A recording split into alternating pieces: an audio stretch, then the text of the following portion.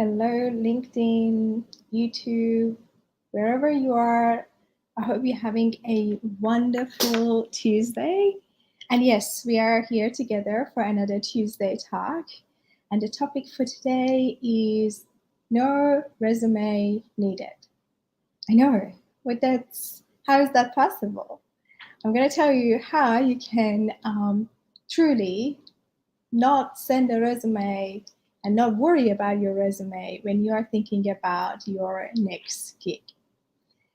If you've been with me here in my Tuesday Talks, welcome back and thank you for tuning in again.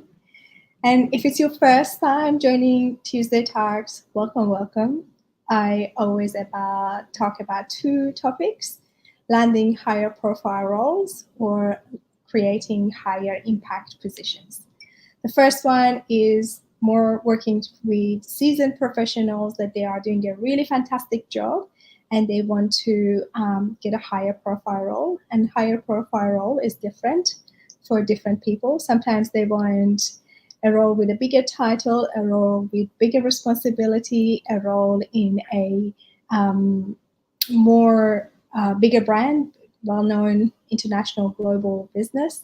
So higher profile role is different for different people at the different stages of their career. And higher impact roles are for executives and senior managers. They already made it to the top and they now want to go beyond to their 9 to 5 of their job, and they want to contribute.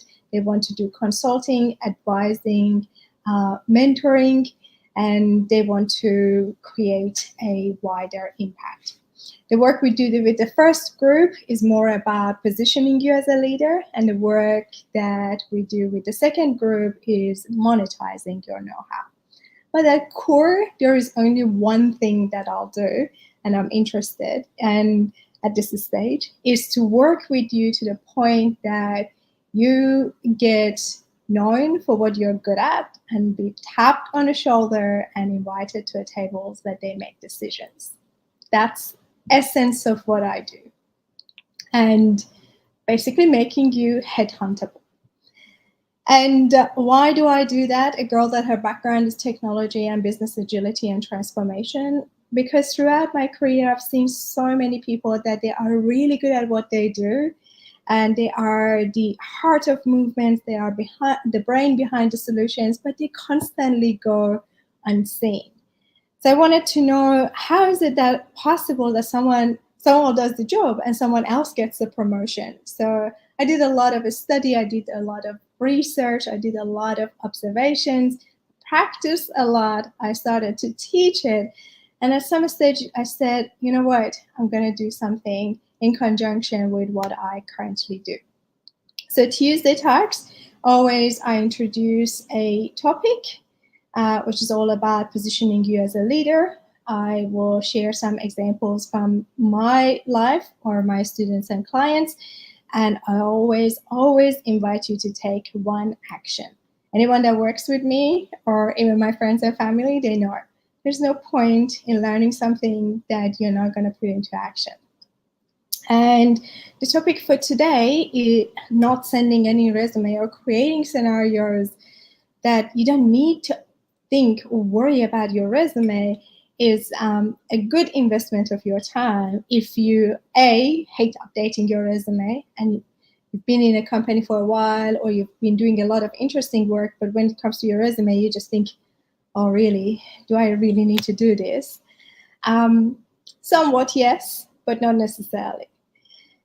And the second one is that if you're annoyed when someone contacts you and you have to now spend a lot of time to explain what you've done and what's the size and importance of what you have previously done, and you really struggle to just brag about the work that you have previously done. So firstly, I invite you to take responsibility of presenting yourself in best light. But what I'm going to talk to you today is a different method, and that's hopefully eliminating the pain of resume update a little bit less, or just eliminating that pain. So the tweet size idea here is that use social media for demonstrating what you have done and share what you have done. But I'm going to give you a couple of ideas as what to publish and how to go about them, to be able to, what sort of language and messaging you put around your publication and what you publish, so it does the work that your resume is supposed to do, and even better than that. So yes, get social media and somewhat in-person events to do the job. But how? Best cases are three things that you can do: publishing cases that you've done, publishing lesson learned that you personally had, and the third one is publishing achievement and the outcome of a result of the work that you have done with your team in the past. Straight away, you're going to say, Shireen, some of them are confidential or I can't talk about it. You do know how to make the content generic and go about the process of it, and make sure that it's not so much about which company or which platform we use. Basically go through the process of vendor selection, go through the process of platform selection, go through the process of prioritization. When you're thinking about, so going through the three different cases, three different ideas that I shared with you, when you talk about cases, everybody knows that a case starts with a problem statement and a background. It requires a couple of facts to say, okay, why it was a problem, and then what was the approach in deciding the solution, and then how you went about implementing the solution, and what was the achievement or what was the outcome of delivery of that case. I would love to, at the end, you add what was the challenges that you personally had and team had and how you went about it. So this really couple of paragraphs that could turn to one slide or one article of less than 1,000 words in just a simple LinkedIn article or your blog article is a very valuable piece of information that shows what you've done. But anyone that wants to now have a conversation with you about the role, first they scroll through that. And the language that you use and the size and calibers and numbers that you've put there shows your caliber. Therefore, you don't need to spend a lot of time to say, oh, who I was and what I did, what was my role, and how many people were reporting to me. It's already there. The second idea, the lesson learned, is actually quite an important one. And this time, these days, people share a lot on social media, particularly on LinkedIn, as the things that I didn't know or things that I have learned. But when it comes to this, and in business context and in professional and career development context, it's important that you share what were the things that you didn't know and how consciously you chose certain methods to learn it. Did you get a certificate? Did you get a consultant advisor? Did you delegate that to someone? Did you read a book? What did you talk to your peers?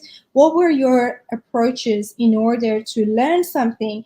And then what were the signs or indicators that now you have learned it and now it's under your belt?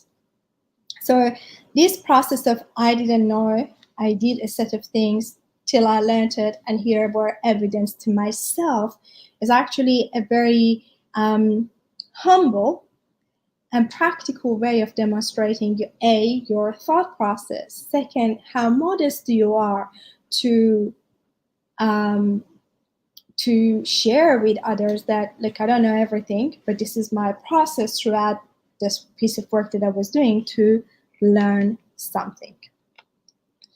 The third one was the achievement.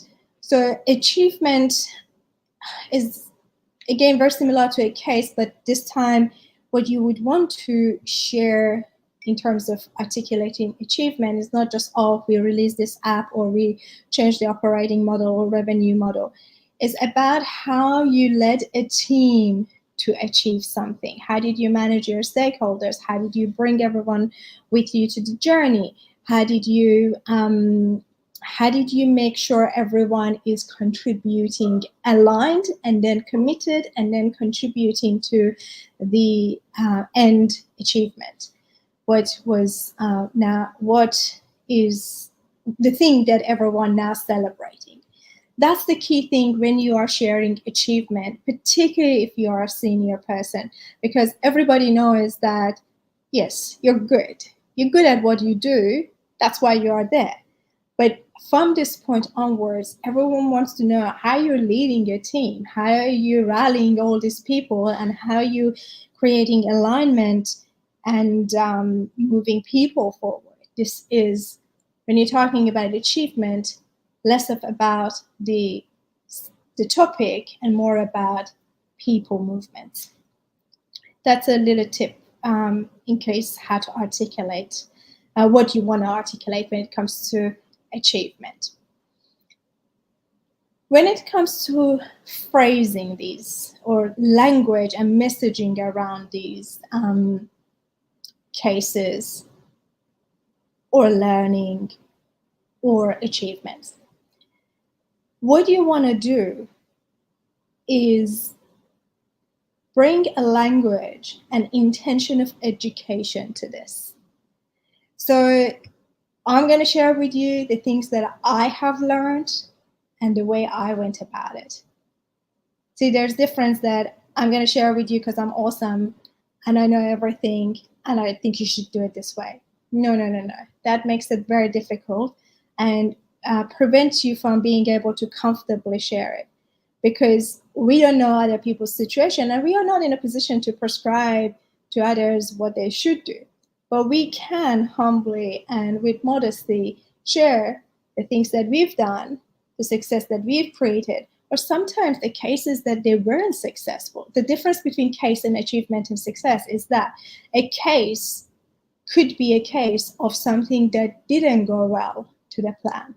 And that's a good thing to actually share.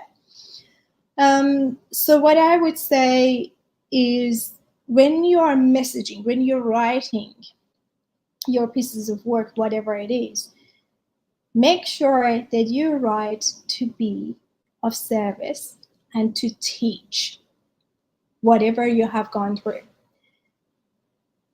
When we want to teach something, we need to know who is the audience, who we are targeting, who we want this message to land for or to be useful for. So I always invite you to think of people that they are going to have your roles, basically your little you, 5 years before you, before she or he gets to your position. Second, to people that they are not of your function, they are in your peers, people that they are next to you, parallel teams. If you are CTO, write something for CFOs. If you are in data, write something for product teams. They're not in your practice, but you can write something that is of value to them. Dear product team, if you want to work with data team, this is the process and that was the case. This might be helpful to you. You can write to different groups in the organization. When I was talking about transformation and teaching it and publishing a lot of stuff around that, I was personally writing a lot of content for two groups of people. One was for finance team, because the operating model in the new ways of working and the funding model was completely different to what we traditionally had. So I was publishing a lot of content for finance team, CFO, or people below that they just need to understand how the new funding model will work. And also I was writing a lot for recruitment and procurement, because we needed to be able to articulate to the people and culture or HR as what sort of people we want. And I was writing a lot of content that they were agile related, but they were targeted towards recruitment team. Or a lot of vendors that we had, they were based on, we were using a statement of work and we need a new contract. So I was writing a lot of articles and mini snippets for procurement team because they wanted to construct those contracts in a way that works for us with the new operating model or new ways of working. So when you are bringing the language of education and that approach, also be mindful of who you are training. And that itself will add another layer to the value that you're delivering. So it's not just, oh, I did this and I did great, or, oh, I did this and I learned this.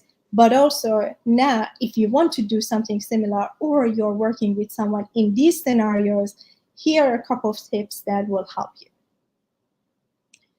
All right, so summarizing my points, 3 types of content, they are all educational. We do have other types of content when you are positioning yourself, but for today, to not wanting to update your resume and not wanting to brag about yourself and what you've done, best thing is to have short articles, snippets, cases, anything with a type of case, lesson learned, and achievements. And make sure you bring the language of education to it. And also make sure that you have a clear audience or user groups that they can get value from this. And make sure it's the language that says what you did and what you achieved, and it's not a prescription that everyone should do that. So that will ease you to giving yourself permission to write your content and your education and your know-how and publish them. So here is my action for you should you decide to take it. Make sure by end of this week, by Friday, you publish a mini article about one of the cases that you've done in last year or so, and follow that structure, background, why it's a problem, the approach to choosing the solution, rolling out the solution, and the final results. Share that, and yes, do publish it and share the link with me. If you found yourself struggling to publish your article, share with me, definitely contact me, because definitely there are some work that needs to be done there, and I can definitely help you and move you forward and get over that barrier. I started this conversation to say you need to take responsibility of the fact that you have grown to this point that you feel annoyed with updating resume and proving yourself. With that, you need to do other stuff. And if you're not comfortable with other stuff, there is help available to you. All right, my friend, thank you so much for joining me for another Tuesday talk. And I hope you find this conversation helpful. I will see you next week, same time, same place, and a different topic. Bye-bye.